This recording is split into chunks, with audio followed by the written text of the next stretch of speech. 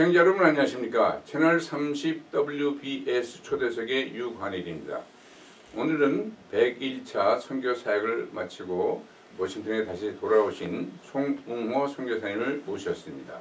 선생님 안녕하세요. 아유 예, 아주 오래간만입니다. 네, 정말 오래간만에 오셨는데요. 정말 기록적인 101차 물론 이제 앞으로도 이어지겠지만은 마치고 돌아오셨는데 여전히 아주 건강은 좋으신 것 같아요. 예, 뭐 주님의 은혜 가운데 아주 건강하게 활동을 잘 하고 있습니다. 네, 그래서 오늘은 먼저 각 나라보다는 101차 간의 그 대장정에 대한 개괄적인 그 선교 사역 내용과 네, 앞으로의 또 계획 개괄적으로 한번 소개를 해주시죠. 예, 정말 시작이 엊그제 같은데 네네. 제가 2007년 5월부터 시작을 하고 이제 2025년 9월 23일에 이제 101차의 긴 선교 여정을 달려왔습니다. 참 이 모든 것이 먼저는 하나님의 은혜고 또 많은 우리 그 선교 후원자들이 기도해 주시고 또 후원해 주신 그런 그 결과가 아닌가 참 생각하고 네. 참 하나님 앞에 먼저 참 영광을 드릴 수밖에 없는 그런 입장입니다. 네. 그동안에 뭐 그 타일랜드, 미얀마, 스리랑카, 파키스탄 뭐 심지어 잠비아 해가지고 나라를 다 셀 수 없을 정도로 많은데 몇 개국이며 어느 지역 선교되는 그 전체적인 개괄적인 그 지역도 말씀해 보시죠. 예, 그동안 한 16개국을 16개국이요? 제가 예, 그 방문하면서 참 한 100여 개, 뭐 거의 100여 개 도시를 다니면서 참 그 많은 기독교 지도자들을 훈련시켰죠. 네네. 뭐 정확한 그 숫자는 모르지만 그래도 뭐 거의 한 네네. 15,000여 명 정도의 그런 그 지도자들을 훈련시켰고 또 그동안의 그 사역을 좀 간략하게 말씀드린다고 하면 네네. 첫째는 이제 이렇게 많은 그 각 나라 지도자들을 훈련시켰고 또 두 번째는 이제 제가 그 세미나를 통하나 훈련을 하다 보면 그 젊은 아주 그 특출한 그 지도자들이 있어요. 그럼 그들을 이제 신학교를 보내서 한 10여 명을 이제 그 장학생을 그 장학금을 지불해서 그 신학교를 잘 마치도록 그래서 아마 한 두세 사람은 지금 박사 코스를 거의 할 정도로 그렇게 후원을 했고 교회도 또 한 10여 군데 세웠고 또 그 센터도 지금 인도 또는 네팔, 필리핀에 그 센터가 있어서 이제 그 센터가 있는 나라는 이제 센터를 중심해서 여러 가지 그 활동을 하고요.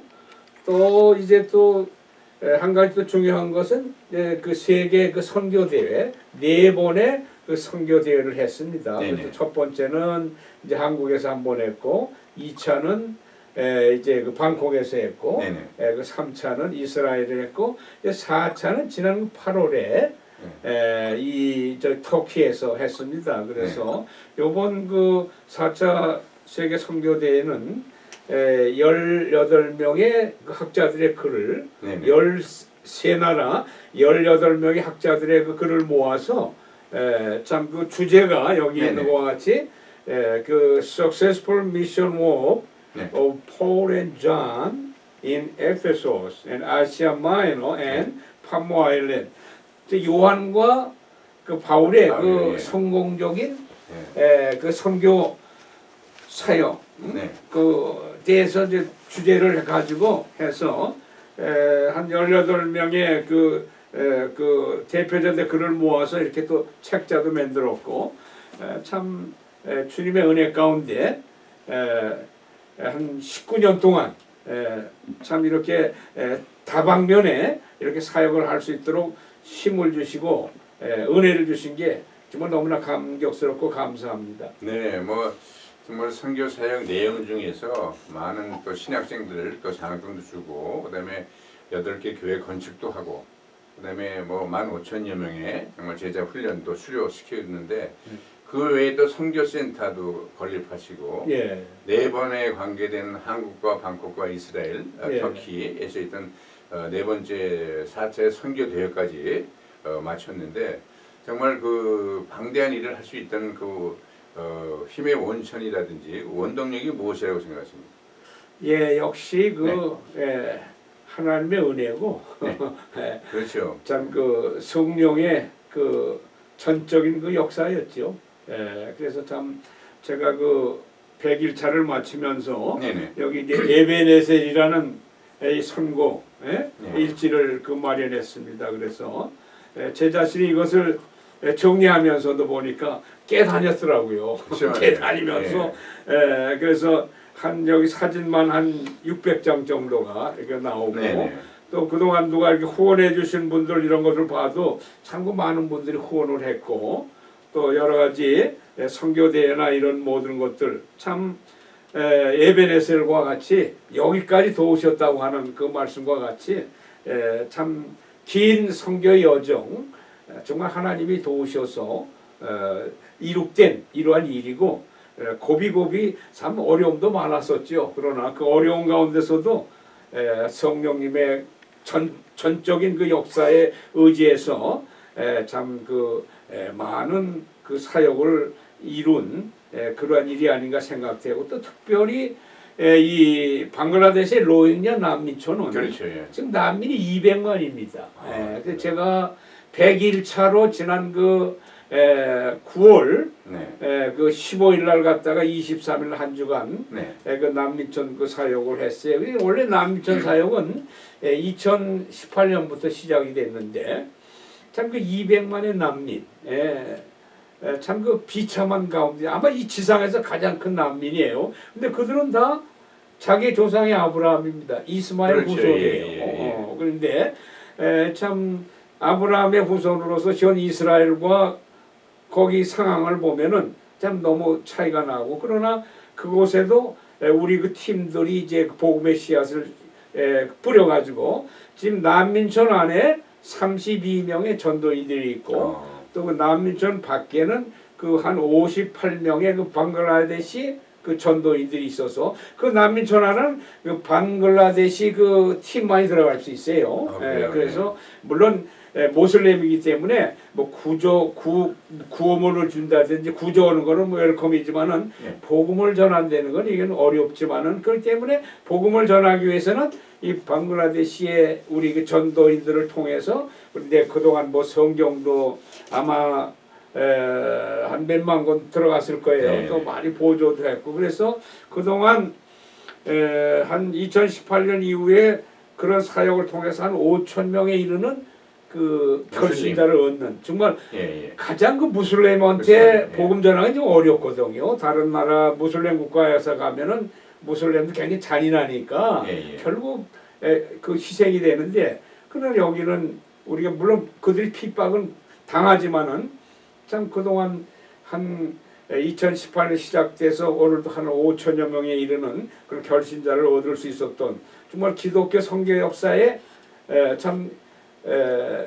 그 드문 그러한 그 사역 또한 저 자신이 걸어왔던 그 여러 가지를 보면은 뭐 이 말로 다 할 수가 없지요. 그러나 순간순간 참 새로운 그 선교의 그 열매를 얻었던 그런 사건들이 각 나라에서 많이 일어났고 특별히 방글라데시 참 그 난민들을 향한 선교의 그 열매 특히 우리가 또 앞으로 한번 또 그들을 위해서 좀 관심을 갖고 기도해야 되지 않겠나 생각이 되고 또 안타까운 곳에 이번에도 가보니까 그 방글라데시와 그 미얀마 사이에 다시 말하면 한국의 비무장지대죠. 노맨랜드라고 하는 건데 거기에 5만 명이나 있습니다. 근데 이들은 짐승과 마찬가지예요. 여기도 못 가고 저기도 못 가고 뭐 전기나 뭐 그래도 뭐야 200 난민들은 유엔에서 좀 지원은 하지만은 그들은 그냥 짐승마냥 버려지는데 그래도 살아가요. 참 그 주변에 그 전도인들이 그 안타까운 사정을 저한테 얘기할 때 참 안타까웠고 혹시 또 우리 이 방송을 듣는 분들이 계시다고 하면은 그들의 그 영혼 구원을 위해서 노인이나 난민의 그 영혼을 구원을 위해서도 좀 기도해 주시면 굉장히 좋겠습니다. 네, 지금 말씀하신 대로 정말 그 로힝야 그 난민촌이라는 것이 생기는 것 자체가 정말 인류 역사에 부끄러운 역사고 생기지 않았어야 될 건데 예. 어떻게 보면 역사적으로 로힝야 그 난민촌이 있음으로 해서 또 무슬림을 결신할 수 있는 그런 또 계기도 됐네요. 예. 거기 그 거의 한 5천여 명 이상이 무슬림이 이제 결신할 수 있던 그 계기도 됐는데 그 지역에 안에도 있지만 밖에서 사역하시는 예. 현지인들의 그 노력이 또 상당히 지대했다고 생각이 들어지는데요. 정말 이 에벤에셀 말 그대로 하나님께서 여기까지 인도해 주시는 그 말씀이 정말 마음에 다시 와갔는데요. 정말 너희는 가서 모든 족속으로 제자를 삼으라는 그 말씀 그대로 선교는 해도 되고 안 해도 되는 선택적 사항이 아니라 우리가 절대적으로 실행해야 될 내용인데 그렇죠. 그 선교하시다 보면 정말 어려운 점이 한두 가지가 아닐 텐데 특별히 어떻게 2007년에 시작하셨죠. 예, 5월이요. 2007년. 예, 그때 예. 시작하시고 얼마 안 돼서 저희가 이제 방송한 것도 기억이 나는데 그 과정에서 또 팬데믹 기간이라는 게 또 있지 않았습니까? 예. 팬데믹 기간에는 어떻게 실제적으로 이루어질 수는 없는데 어떤 식으로 그 선교 사역을 진행했는지 한번 말씀해 주시죠. 글쎄 뭐 저도 사실 네네. 예, 이 선교를 뭐 제가 선교를 하겠다고 시작한 게 아니고 그렇죠. 예. 2007년대 이 선교를 시작한 동기는 이제 2007년 방콕에서 그 신학자 어떤 그 네네. 컨퍼런스가 있었어요. 그때 그걸 주도한 그 배순직 박사라는 분이 네네네. 저한테 연락이 왔는데 이 컨퍼런스에 한번 참석해라 그러면 참석하되 그때 네. 그 주제 발표를 해야 되니까 그 주제에 대한 것을 영문으로 한 10회, 15페이지를 네네. 써서 오라고 그러더라고요. 그래서 마침 제가 특별히 그 제자훈련에 관심이 많아가지고 그 분야에 글을 쓴 게 있어가지고 네네.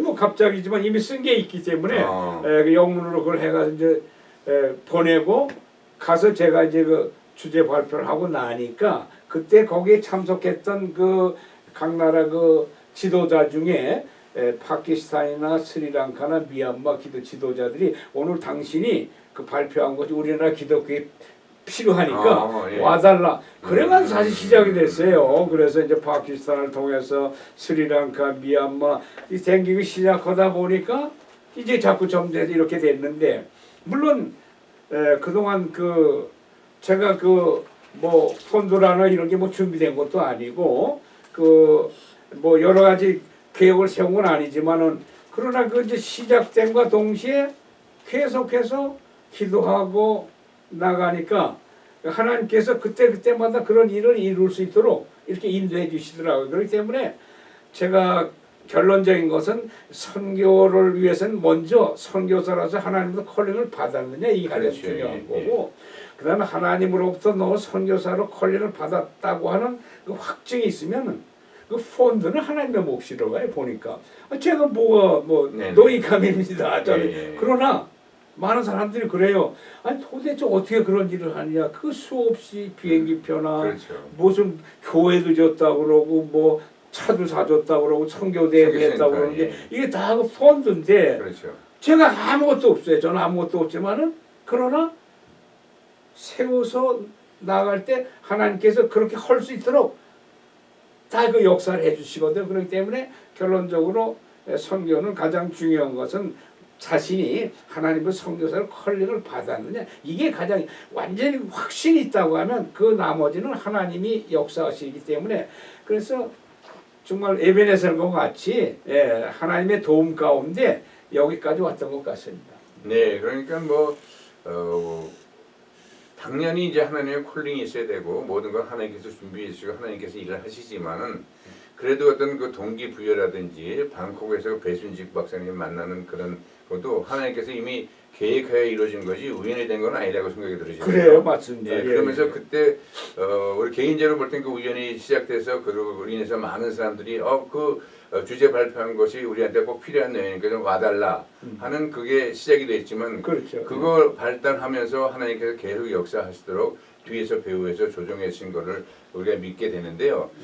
모든 것은 하나님께서 해준 건 당연하지만 그래도 선교하시다 보면은 또 뭐 인간적인 내용을 얘기한 건 아니지만 선교에도 전략이 필요하지 않겠습니까? 그렇죠. 하시다 보면은 그래도 이런 것들은 후학들에게 좀 더 이렇게 돌아가지 않게 좀 더 이렇게 선교하시면서 이렇게 하는 것이 하나님의 뜻에 부합도 하고 선교 전략상 필요한 것이 있지 않겠나 경험적으로 나오신 게 있기 때문에 이 기회를 통해서 말씀해 주시죠.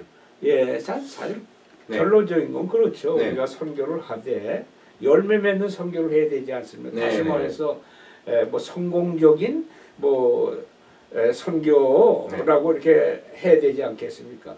또 하나님이 하시는 일이니까 성공이 되지 않습니까? 그렇죠. 예, 인간이 계획하고 인간대로 하면 안 되지만은 그 하나님이 하시면 되는데 그동안 저의 그 사역을 쭉 보면은 이제 저의 그 선교의 그 모델이랄까 선교의 그 멘토를 성경에서 찾았어요. 그래서 첫 번째는 그 예수님의 그 선교 방법을 제가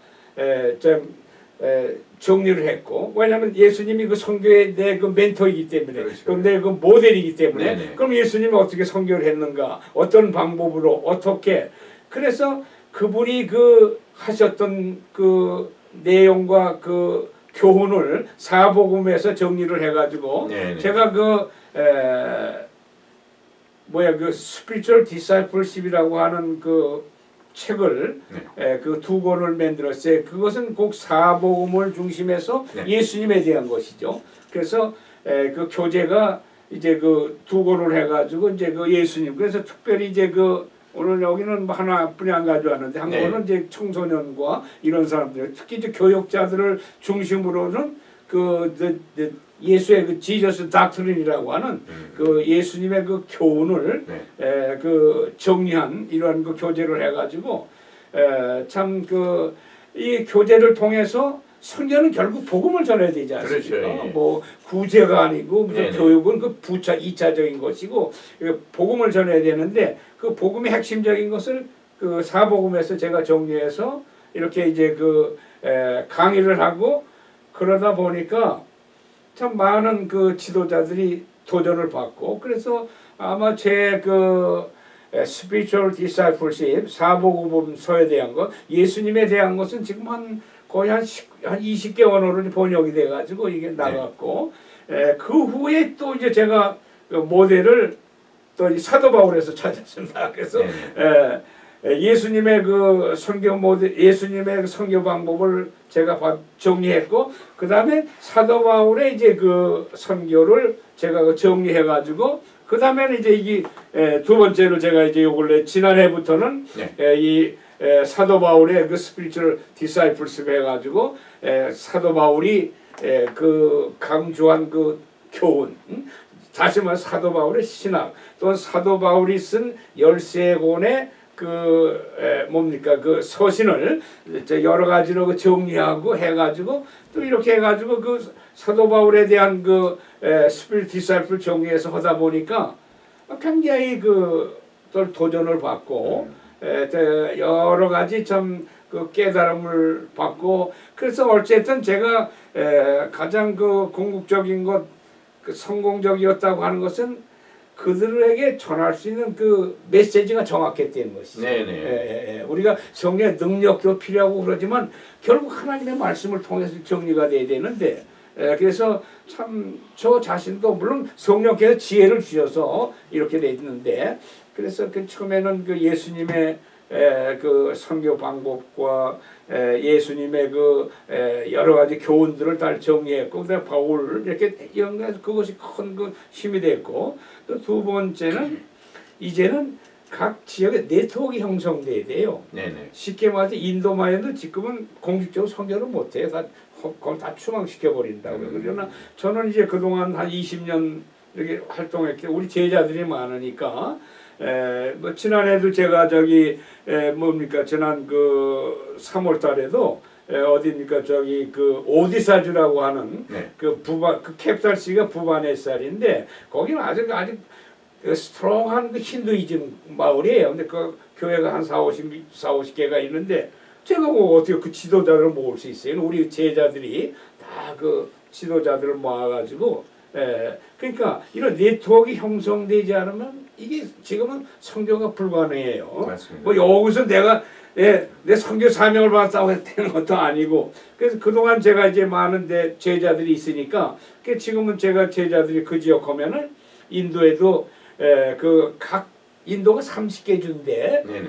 30개 주마다 언어가 다 달라요. 참 복잡해요. 그래요. 그러니까 인도에도 지금 30개 중에 아마 제가 8개 주요 언어는 번역이 돼가 지금도 계속 번역 중입니다. 우리 제자들이. 그래서 이렇게 네트워크 형성되지 않으면 복음을 못 전해요. 그렇기 때문에 물론 그래서 공항이나 이런 데 가서 내가 복음을 전해라고 하면 안 되죠. 그러나 이제 그들이 이제 딱 그 세미나 하면은 지도자들 어느 지역에 청소년이면 청소년, 목사들 목사 뭐라고 그러면 얘네들이 다 해놓으면은 저는 그 등산봉처럼 가가지고 가서 이제 복음을 전하고 훈련시키고 오는 네. 그러한 그 네트워크가 또 형성이 돼야 됩니다. 그렇지 않으면 참 그 어렵고 그래서 누구나 성교의 사명을 받으면은 성의 컬링을 받으면 하나님께서 그에게 주신 특별한 재능이 있지 않습니까? 저 같은 경우는 스피리추얼 디사이플십을 중심해서 그래서 예수님께서도 이 세상에 오셔서 마지막 지상명령이 마태복음 28장 19절 20절 아닙니까? 너희는 가서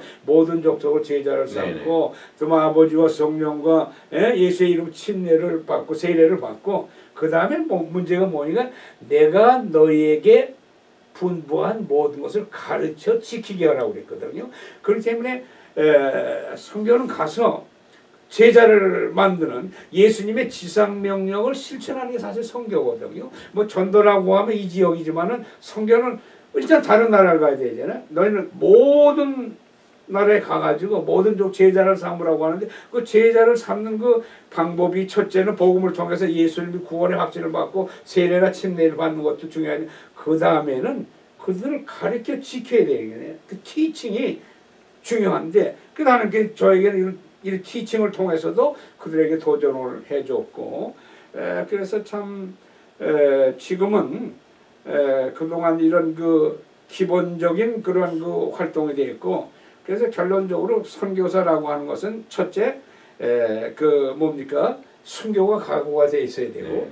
두 번째는 언어적인 것이 해결돼야 그렇죠. 돼요. 쉽게 해서 만약 내가 인도 간다면 어느 지역 간다면 그래도 그 지역의 언어를 설교할 정도는 돼야지 그냥 가서 어떻게 그 만약 못하면 영어로도 최소한 설교할 준비는 돼야 네.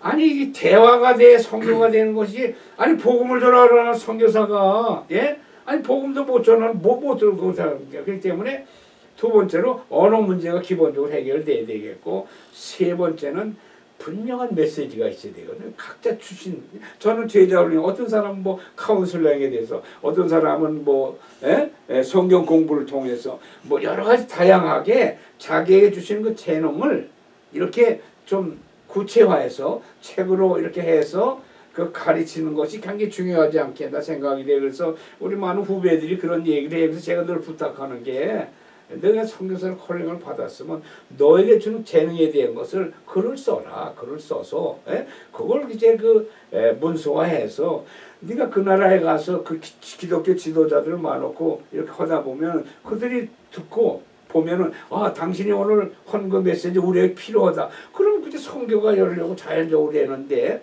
그렇지 않으면 열매가 없지 않나 생각이 돼요. 그렇기 때문에 참 21세기 참 그 성공적인 선교 방법이나 전략이라고 하는 것은 굉장히 중요하고 그래서 오늘 우리가 뭐 선교가 참 선교는 우리가 지상명령이고 선교 없는 교회, 선교 없는 신앙생활 무슨 의미가 있겠어요? 그 다음에 어떤 기독교 기관이 있다고 결론적으로 선교를 위한 그 기관이 존재하는 건데 근데 과연 그 귀중한 선교가 얼마나 성공적이냐 아니냐 여기를 볼 때 참이 안타까운 것 같아요. 그래서 참 그 확실한 그 성공적인 선교 방법과 전략이 참 굉장히 열매 맺게 되고 그것을 통해서 성공적일 때 더 큰 하나님께 영광을 돌리는 그러한 그 역사가 일어나지 않나 생각이 됩니다. 네.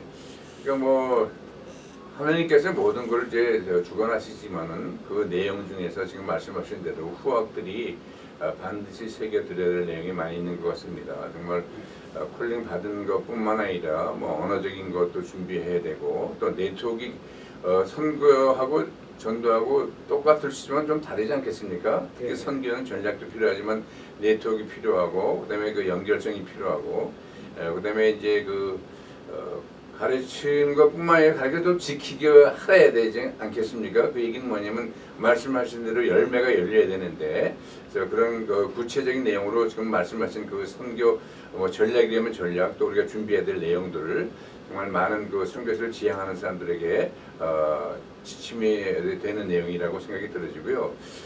같은 내용이 되겠지만 그렇다면 21세기 선교 전략이라면 21세기 선교 방향이랄까 뭐 좀 더 구체적으로 말씀할 게 있으면 또 첨부해서 말씀해 주시죠. 그렇죠. 이제 결론적으로 이제 이 복음은 사실 변질이 안 되잖아요. 그렇죠, 예. 지금 뭐 A1 시대에서 네. 과학은 발달하지만 그런 복음은 변질이 안 되거든요. 네네. 그렇기 그게 진리이기 때문에 아무리 시대가 변화되지만 변치 않는 건 복음은 복음인데 그쵸? 복음은 절대 변화되지 않죠. 그렇기 때문에 이 변치 않는 그 복음을 어떻게든지 전해서 사람을 제자시키는 건 사람 변화시키는 거 아니겠습니까? 네네. 그렇기 때문에 이런 여러 가지 전략도 있지만 또 그 선교사 자신이 결론적으로 가장 중요한 것은 성령의 충만함을 받아야 되겠습니다. 예수님도 보면은 누가복음 4장 2절에 보면 성령이 충만했거든요. 사도 바울도 사도행전 9장이나 사도행전 13장에 보면 9절 정도에 보면 성령이 충만하셨거든요. 물론 사도 바울도 세상의 최고 학문을 다 했지만 그거 가지고 된 게 아니라 거기다가 네네. 성령의 충만함을 받으니까 그런 결실과 열매를 맺었다.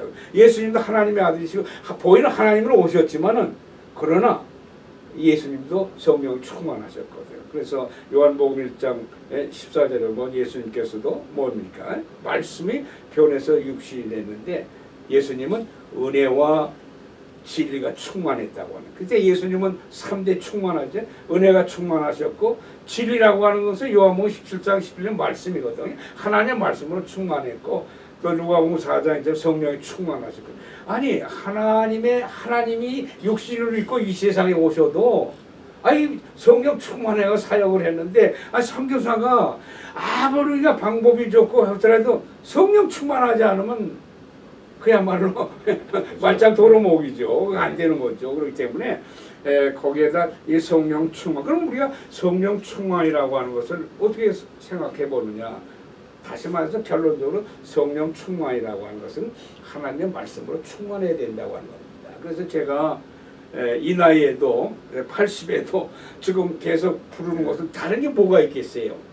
어떤 말씀의 능력이 나타나서 그들에게 변화되니까. 제가 교재를 3개 썼는데 한 교재를 강의하려면 보통 7, 80절을 제가 암송을 해야 돼요. 네. 제가 뭐 영어를 잘하는 것도 아니지만은 그러니까 3가지 강의를 하려면 최소한 200절 이상을 암송해야 됩니다. 그렇기 때문에 말씀이 나오니까 거기에 도전을 받는 거예요.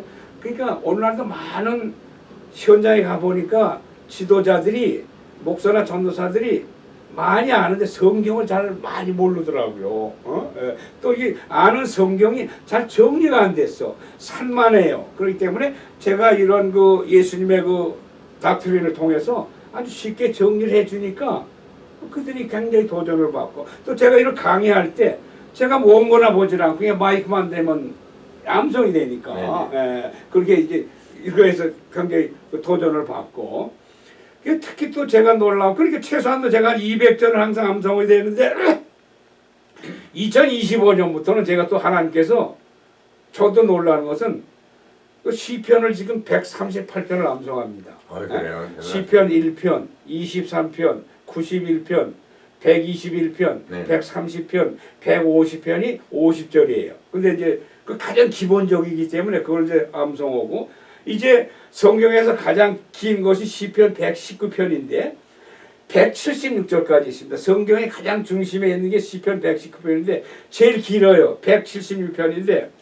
제가 올해부터 시작해가지고 한 88편을 암송하니까 시편만 138편을 암송하니까 100절 이상을 암송하다 보니까 완전히 삶이 달라져 버려요. 말씀 속에 잠들게 되고 말씀의 묵상이 거기서 나오더라는 게 아니 뭐가 들은 게 있어야 묵상이 되지. 그렇지 않습니까? 그래서 참 저가 나이가 80이지만 인간의 생각으로서는 이게 암성이 그 신기하잖아요. 또 용어로 자꾸 까먹지만은 그러나 그거를 제가 한 100절 정도를 암송하다 보니까 제가 놓치기가 싫은 거예요. 예? 그래서 그 어떤 사람들은 어떤 목사님들 그래 그 뭐 암송하는 비결이 있느냐고 그래요. 그래서 아니다 내가 그냥 난 생명을 내걸고 이거 아니면 죽을 각오로 하다 보니까 되더라는 것이죠. 그렇기 때문에 제가 지금은 이제 주로 저는 그 청소년들이 많이 모입니다. 지난 그 4월 달에도 네팔에서는 한 155명 정도 청소년이 그 모이고 그러는데 이제 나이가 80 먹은 할아버지가 성경을 뭐 100절 몇백 절을 암송을 하니까 애들이 굉장히 도전을 받더라고요. 그렇기 때문에 제가 이때까지 그러니까 나이는 숫자에 불과한 거고 능력이 있느냐 없느냐는 거지 은퇴 그냥 목회는 은퇴해야 되지만 선교에는 능력이 있는 하나까지 하는 게 성경거든요. 근데 그 능력의 기본 성령의 충만의 기본은 다른 게 하나님 말씀으로 무장되어야 되네. 그냥 찔러도 나오니까. 그래서 저는 어딜 가도 참 그렇게 말씀으로 그냥 나가니까 거기에 아니 그 다들 그냥 도전을 받는 거예요. 아니 80대 할아버지가 이게 몇백 절이 막 나와 버리니까 거기에 도전을 받고 그래서 지금 가는 데마다 성경 암송 운동을 지금 막 합니다. 그렇기 때문에 우리가 큐티도 중요하고 성경 공부 중요하지만은 가장 중요한 암송이더라고요. 그걸 제가 이 80쯤 돼가 이제서야 깨닫고 요즘 제가 이런 은혜 속에서 살고 그러기 때문에 궁극적으로 다 갖춰졌다 하더라도 성령 충만 하나님의 말씀으로 충만하지 않으면은 하나님 함께 하지 않으면 성교는 안 되거든요. 또 말씀은 살아있고 운동력이 있기 때문에 막 그 찔러 쪼개지 않습니까? 그렇기 때문에 그 말씀을 통해서 나타날 때 무슨 아니 은혜를 받으니까 다시 오라고 그래야지 노인네를 누가 부릅니까? 그러니까 그래서 많은 은퇴한 목사님이 저한테 얘기해요. 그래서 저는 은퇴하고도 가장 바쁜 사람이 저는 것이라고. 내년에도 1월, 2월, 4월 다 스케줄이. 이런 바쁜 가운데서도 근본적인 원인은 가만히 보니 바로 그건 것 같아요. 그래서 저도 이 나이에 저도 그 생각을 못했어요. 그게 어떻게 암송이 돼요? 그러나 노력하고 애쓰고 하려고 그러니까 성령께서 힘을 주시니까 되니까 말씀으로 딱 무장이 되니까 뭐 그냥 갈수록 오히려 더 힘이 나는 것 같습니다. 당연히.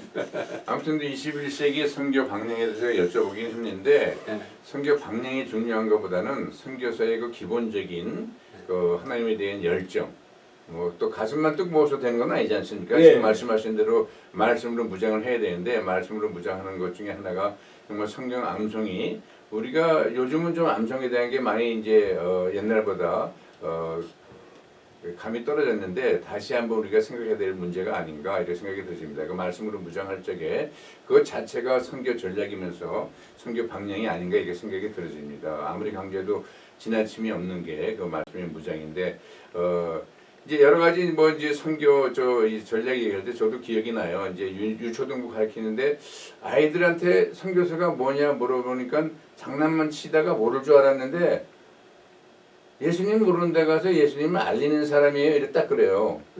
아이들도 알아요 보니까.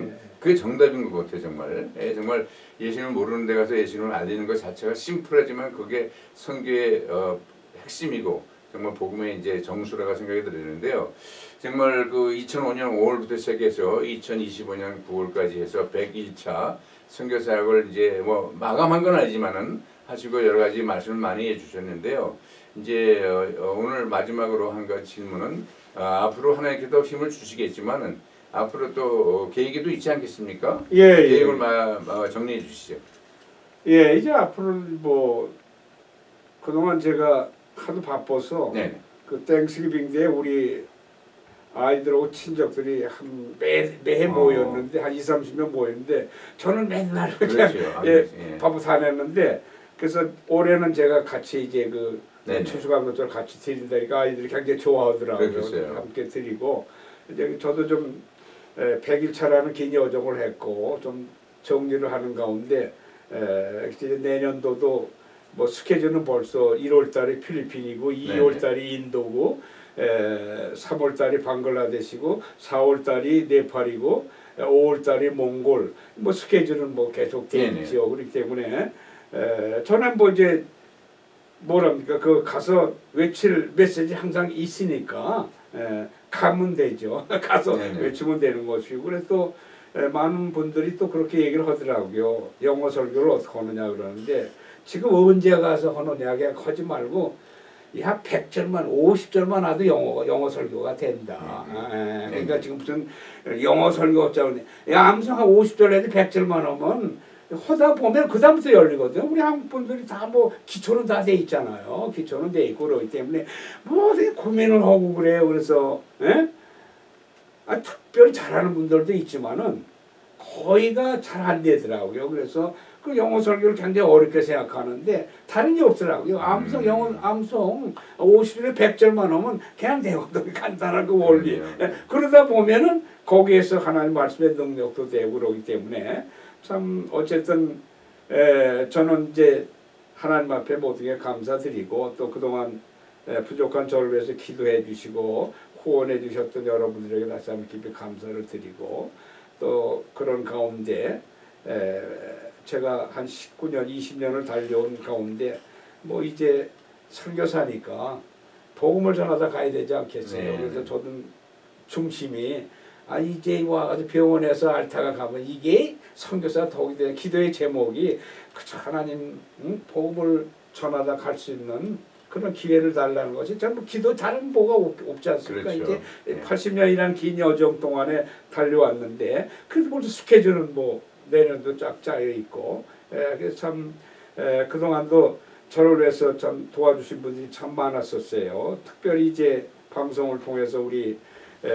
김철자 또 그 미스터 데이비 켄이라고 하는 분은 1차부터 이때까지 계속 끊임없이 저를 도와주셔요. 그 남편이 미국 분이신데 해군 중령으로 제대하신 분인데 그 부부가 초기 그 파키스탄 선교할 때 그때 그 뭐 처음에 선교하니까 보니까 그 버짓이 얼마나 되니까 한 5,000불이 든다고 그래요. 근데 그때 당시에 우리 김철자 집사는 남편이 신앙이 없으니까 그래서 남편을 감동시키기 위해서 금식 기도를 하면서 그래서 그 금식 기도를 하고 남편이 얘기에 예스를 해가지고 참 그때 당시에 2,500불 큰 돈 아닙니까? 그렇죠. 그 시작이 그렇게 되는 게 모든 그런 분들 또 이 한국의 이제 김종래 장로와 그 임수경 부부는 이제 선교대 4차 하는 동안에 3차까지 경비를 다 해주셨어요. 그리고 또 제가 한국에 가면 제 센터 거적까지 다 책임져 주시고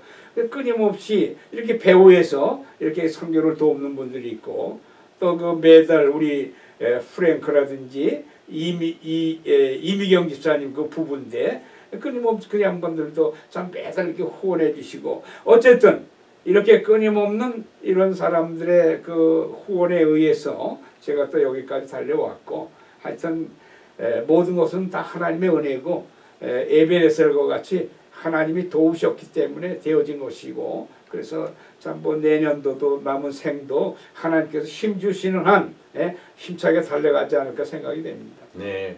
지금 말씀하신 대로 그 호명하지 않으신 분도 많이 있을 텐데 그렇죠. 그분들에게 너무 감사를 많았다. 정말 일일이 전하지 못하지만 정말 감사의 말씀이 전달될 걸 믿고요. 이제 앞으로 더욱 건강하셔서 100일차까지 마치셨지만 뭐 200차 더 이상까지도 하나님께서 건강 주시는 한까지 그 사역을 멈추지 않고 달려가기를 멀리 잘 달려가시길 바람하지 않겠습니다. 아유 감사합니다. 네, 이렇게 그 바쁘신데 다시 한번 또 방송 나오셔서 귀한 말씀 해서 고맙습니다. 아유 네 감사합니다. 예. 네, 오늘은 101차 선교 사역을 마치고 돌아오신 송웅호 선교사님을 모시고 대담으로 진행했습니다. 여러분 감사합니다. 안녕히 계십시오. 안녕히 계십시오.